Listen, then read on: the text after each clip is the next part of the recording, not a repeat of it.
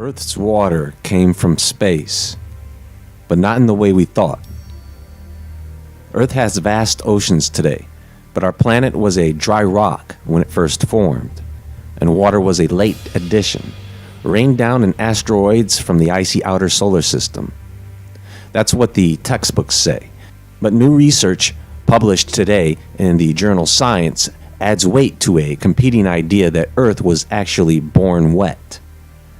Water is abundant in space and is made up of hydrogen created in the Big Bang and oxygen released by dying stars. So I want to take a closer look at the Big Bang theory that we've heard so much about, because it's interesting when science comes to the discovery of something that was already known if it was a trusted source. And so many people do trust this science. And then there are many people who trust the book of Genesis.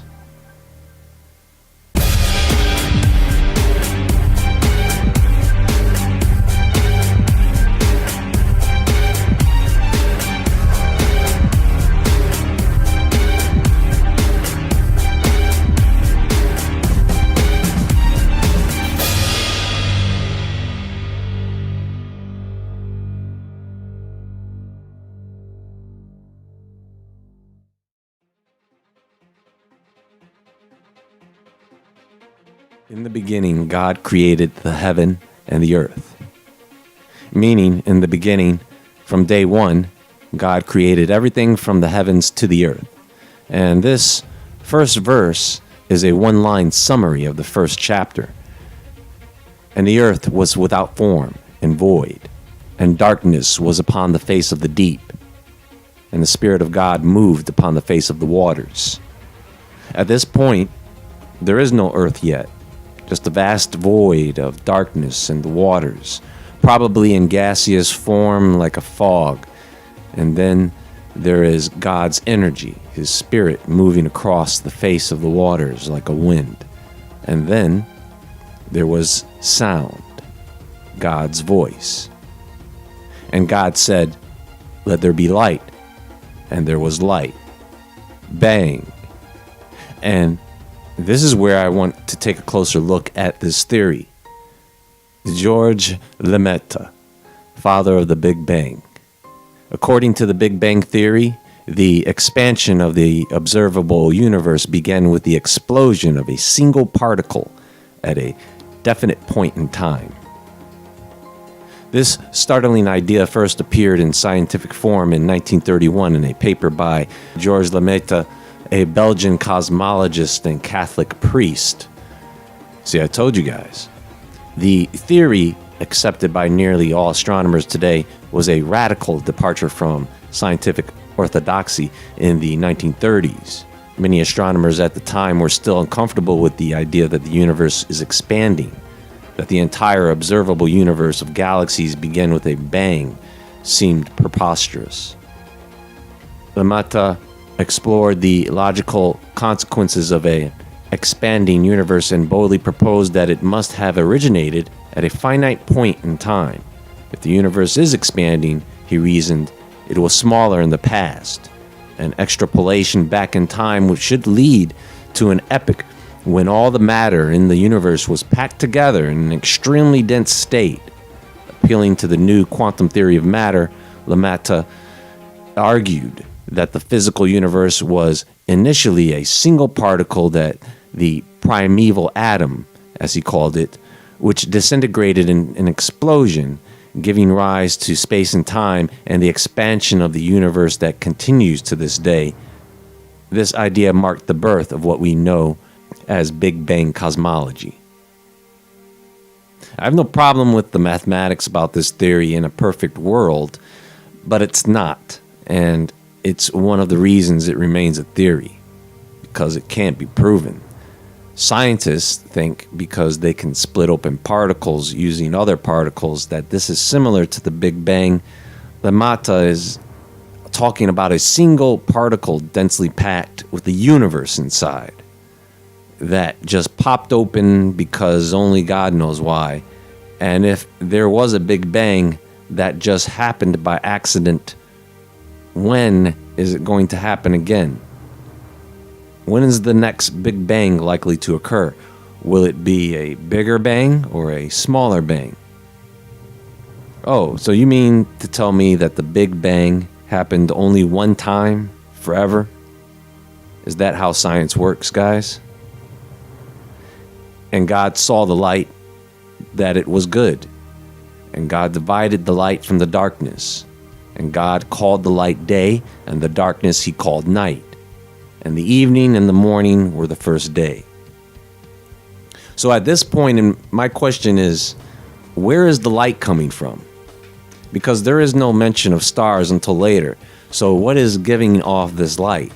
You see, if you were sitting and talking with Moses, and he were to tell you this story as it is written, I'm sure you'd say something like, hold up, dude, you're not making any sense. And you're leaving out some important details, buddy. I already see you have a problem with telling the story out of order. And if you are telling the story in order of events, why didn't you say he created the stars first and then there was light? So first there was light and then there were stars? I get it. Stupid me. Or is Moses talking about matter? Is he actually describing the separation of matter and dark matter? And God said, let there be a firmament in the midst of the waters, and let it divide the waters from the waters. And God made the firmament, and divided the waters which were under the firmament from the waters which were above the firmament. And it was so. And so here we go again, right here. What in the universe is Moses talking about? Why do we have to decode every single word this guy says? He's got people thinking the earth is flat. But there ain't no earth yet, according to this series of events. And God called the firmament heaven. And the evening and the morning were the second day. As far as I can tell at this point, God is organizing all the matter so that it is all moving along a flat plane. Do you see? So you have empty space above this plane, and you have empty space below this plane. Because if you were able to step back and look at the universe as a whole, you would see that it looks like a flat plane. Do you guys understand? I didn't make that up myself. NASA scientists say that. What shape is the universe?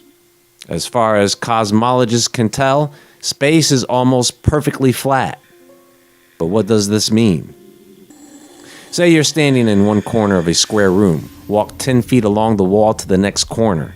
Then turn 90 degrees. Walk another 10 feet and turn 90 degrees again. Do this twice more and you'll find yourself back where you started. You've completed a square. This is the standard Euclidean geometry that we all learned in high school. And if you add one more dimension, you get a flat universe. And God said, let the waters under the heaven be gathered together in one place, and let the dry land appear. And it was so. And God called the dry land earth, and the gathering together of the waters called he seas, and he saw that it was good. So here we have the waters and matter coming together to form the earth. Just the land and water. Then, and God said, let the earth bring forth grass, the herb yielding seed, and the fruit tree yielding fruit after his kind, whose seed is in itself upon the earth. And it was so. And the earth brought forth grass, an herb yielding seed after his kind, and the tree yielding fruit, whose seed was in itself after his kind. And God saw that it was good. And the evening and the morning were the third day. So here's where things get really tricky for science, and that is the origin of life. So far up to this point, science has in a way confirmed what was written. But they can't figure out how you get life from inorganic material. Now in a lab, yeah, you can create something like amino acids. But listen, Darwin wrote the book, The Origin of the Species, and doesn't even explain the origin of life. There is the primordial soup or sludge theory. There is spontaneous generation, which is more in line with evolutionary biology. But look, even if life just suddenly sprung into action, that first life form has to come intact with a working intelligence to grow. And a working intelligence because it has to eat something or absorb and use some type of energy. Not only that, it has to come with programming to make copies of itself. Everything alive does this, okay? Organic compounds is not a living organism. If those organic compounds aren't doing those things, it's not alive. It's just sludge. And electricity isn't going to jolt it into life. These scientists are actually thinking like Dr. Frankenstein, some of them. And God said, "Let there be lights in the firmament of the heaven to divide the day from the night, and let them be for signs and for seasons and for days and years. And let them be for lights in the firmament of the heaven, and to give light upon the earth." And it was so. And God made two great lights, the greater light to rule the day and the lesser light to rule the night. He made the stars also. Come on, Moses. Oh yeah, I forgot to mention he made the stars too. You see?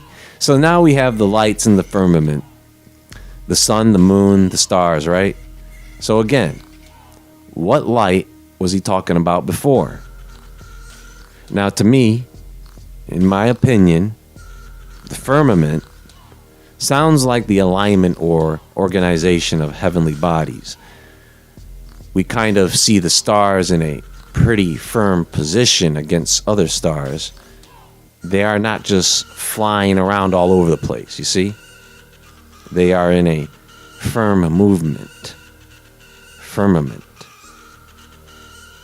And God set them in the firmament of the heaven to give light upon the earth, and to rule over the day and over the night, and to divide the light from the darkness. And God saw it that it was good. And the evening and morning were the fourth day. See, that was all on the fourth day, when he already said that he created light on the first day. Anyway, now this is the part where evolution comes in. And God said, "Let the waters bring forth abundantly the moving creature that hath life, and fowl that may fly above the earth in the open firmament of heaven. And God created whales, and every living creature that moveth, which the waters brought forth abundantly, after their kind, and every winged fowl after his kind. And God saw that it was good. And God blessed them, saying, Be fruitful, and multiply, and fill the waters and the seas, and let fowl multiply in the earth. And the evening and the morning were the fifth day." See, if evolution has any role to play in this, it was on the fifth and sixth day. But in the biblical text, it says that life was spoken into existence. So again, we have sound vibration creating the matrix for life. Look into cymatics and how sound vibration organizes matter to learn more about that. And God said, "Let the earth bring forth the living creature after his kind, cattle and creeping thing, and beast of the earth after his kind." And it was so. And God made the beast of the earth after his kind, and cattle after their kind, and everything that creepeth upon the earth after his kind. And God saw that it was good. And God said, "Let us make man in our image, after our likeness, and let them have dominion over the fish of the sea, and over the fowl of the air, and over the cattle, and over all the earth, and over every creeping thing that creepeth upon the earth." See right there? That sounds more like evolution, but of course under the control of a supreme intelligence. Also, it sounds like the parent creatures are not coming from one single organism, but several different organisms at different times that then gave birth to life on the planet. And once again, Moses leaves us hanging. Who is us? Oh, right, he just forgot to mention the creation of angels. It just slipped his mind. So God created man in his own image. In the image of God created he him. Male and female created he them. And God blessed them, and God said unto them, Be fruitful and multiply, and replenish the earth, and subdue it, and have dominion over the fish of the sea, and over the fowl of the air, and over every living thing that moveth upon the earth. And God said, Behold, I have given you every herb bearing seed which is upon the face of all the earth, and every tree, in which is the fruit of a tree yielding seed. To you it shall be for meat. And to every beast of the earth, and to every fowl of the air, and to everything that creepeth upon the earth, wherein there is life, I have given every green herb for meat. And it was so. And God saw everything that he had made, and behold, it was very good. And the evening and the morning were the sixth day. You know what's funny, folks? In the next chapter, God was pleased with everything that he created and rested on the seventh day. Then creates man again. Of course, I'm being funny, but Moses should have probably mentioned how man was formed in the first chapter. When he wrote this, did he read this back to himself? I know I'm picking on Moses. I'm just having some fun, folks. The point is, we have this ancient narrative and others from around the world. And then we have modern science. And I think modern scientists, the few who are awakened, maybe have already come to the understanding of why we keep records of the past. That's all for now. There is more to come. Be sure to visit woodwardentertainment.com and the Woodward Entertainment Store. You can follow me on Instagram at JAEWoodward.